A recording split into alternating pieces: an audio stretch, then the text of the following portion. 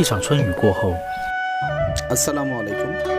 দেখুন চাইনিজরা কত সুন্দর করে ওদের রান্নাবান্নাগুলো করে, আর বেশিরভাগ সময় তারা চেষ্টা করে যে প্রাকৃতিক কিছুর ভিতরে রান্নাবান্নাগুলো করার।